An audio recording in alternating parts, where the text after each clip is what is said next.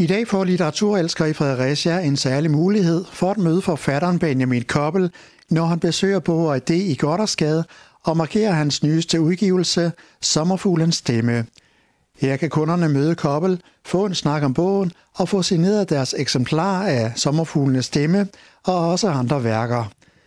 Det er blandt andet den populære roman Annas sang, som introducerede læserne til familien Koppelmann, som den nye bog er en efterfølger til. Benjamin, kan du ikke fortælle om din nye bog? Det kan du tro, jeg kan. Den hedder Sommerfuglens stemme. Den ser sådan her ud, og den er udkommet for en måneds tid siden på Politikens Forlag. Og det er en uafhængig, selvstændig opfølger til min første roman, Annas sang, der udkom for 2 år siden. Det er en slægtsroman. Den foregår i 2 spor. Vi kan sige et fortidsspor og et nutidsspor, og de mødes selvfølgelig på en eller anden måde. Så det er sådan en historisk slægtsroman med udgangspunkt i den her slægt, som jeg første gang beskrev i Annas sang. Og hvad inspirerede dig til at skrive de her bøger?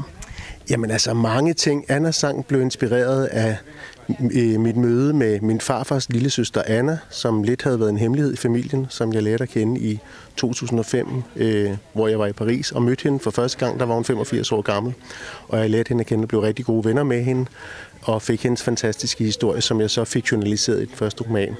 Den nye roman er blandt andet inspireret af kassettebåndoptagelser, som jeg lavede, da jeg var barn, hvor jeg tog ud til Holte, hvor min farfar, Herman D. Koppel, boede, som jeg var meget god ven med. Og så interviewede jeg ham, da jeg var 8-10 år gammel. Og de her kassettebånd genfandt jeg så, og det var sådan lidt en flaskepost fra fortiden, og det inspirerede mig blandt andet til at skrive den her nye roman, Sommerfuglens stemme. Har der været en del research undervejs? Hvordan har det været at skulle igennem det?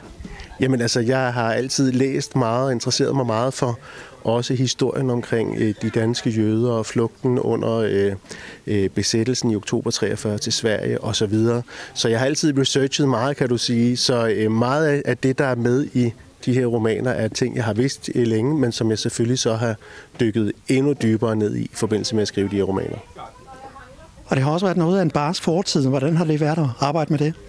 Jamen, jeg synes, det er utroligt spændende at arbejde med fortiden. Vi står alle sammen på skuldrene af tidligere slægter, så jeg synes, det er enormt interessant at prøve at finde ud af, hvor er det, man selv kommer fra, og hvorfor er man blevet til lige præcis den, man selv er blevet til, og hvordan kan man bruge sin fortid og familiens fortid til at forsøge at ændre på nogle af de ting, som måske har ligget som et år over en given slægt. Så det har været enormt spændende at dykke ned i. Det var en god snak, jeg fik med Benjamin Koppel om hans nye bog, Sommerfuglens stemme, her hos Bog og Idé i Gothersgade i Fredericia. Og lige nu er han i gang med at signere bogen, så mange kunder altså kan få lov at købe den med hans fine autograf på.